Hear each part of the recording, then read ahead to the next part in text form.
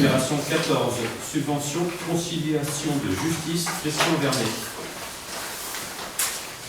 Oui, c'est un peu nouveau, je vais me permettre de le lire. Donc, monsieur le maire rappelle qu'un conciliateur intervient sur les permanences à la mairie. Ce dernier a été nommé par ordonnance du président de la Cour d'appel d'Angers et fait partie des 87 membres de l'association des conciliateurs de cette même Cour. Le conciliateur de justice est un auxiliaire de justice bénévole qui contribue au règlement amiable des conflits qui lui sont soumis.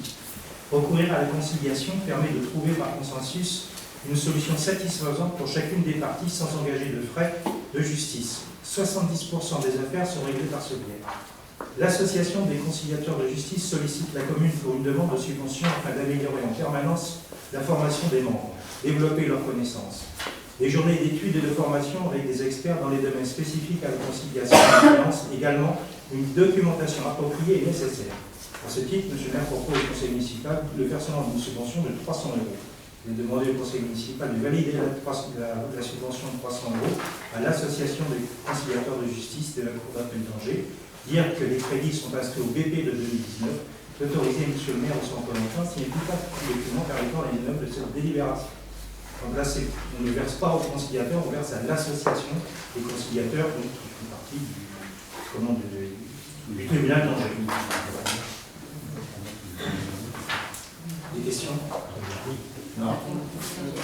Alors moi, forcément, j'ai découvert en tant que maire en 2014 la conciliation, bien entendu.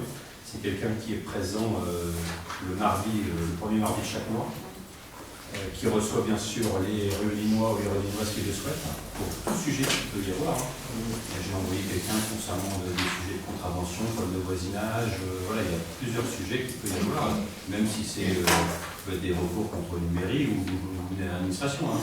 C'est vraiment une solution de facilité parce que souvent on ne sait pas si on doit prendre un avocat tout de suite et les frais d'avocat coûtent cher et peuvent rebuter quelquefois des personnes, et je trouve que c'est vraiment un service très utile pour la commune.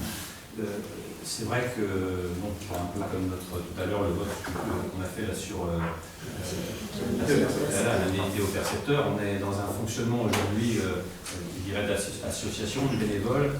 Ils ont l'habitude d'avoir des subventions par d'autres communes, puisque ces personnes tournent sur plusieurs communes. Ce sont soit des anciens de la justice, soit des personnes qui sont référentes, qui ont été nommées et qui ont besoin d'aide pour fonctionner. Cette demande m'avait été faite à plusieurs reprises et bon, je vous amène à réfléchir sur l'utilité ou pas de l'affaire, parce que forcément, par rapport au vote, on est là pour en discuter.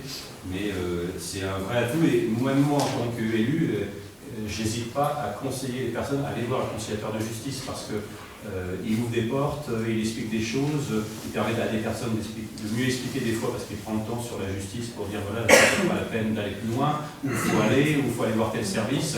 Et quelquefois, quand vous voyez un taux de retour de 70% qui vit de la justice, je pense que c'est un vrai service auprès de la population.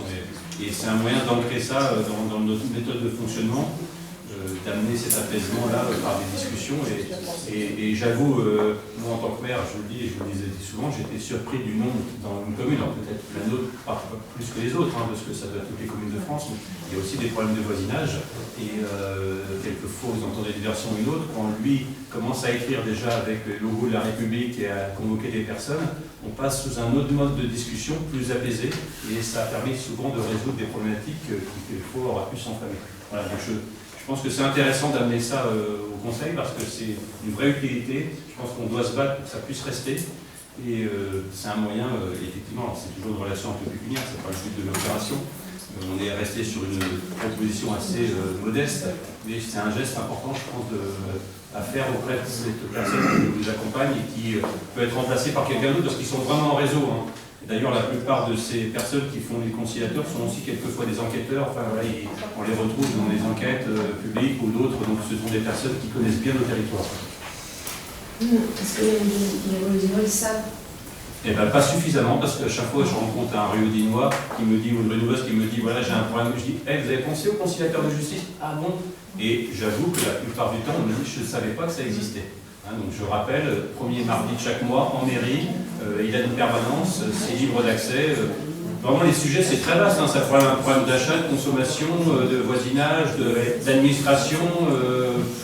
Voilà, contravention contestée, la dernière fois c'était une personne surnommée les gens procédait des contraventions d'un véhicule qu'elle avait vendu il y a longtemps, puis le changement n'avait pas été fait comme il faut à la préfecture, elle est embêtée. Voilà, donc c'est des petites problématiques qui font que lui connaît, et souvent c'est ça qu'on a besoin de donner les bonnes entrées. Des questions particulières, des demandes de prise de parole là-dessus? Non, donc je vous demande de passer au vote. Qui est contre? Qui s'abstient? Qui est pour? Merci.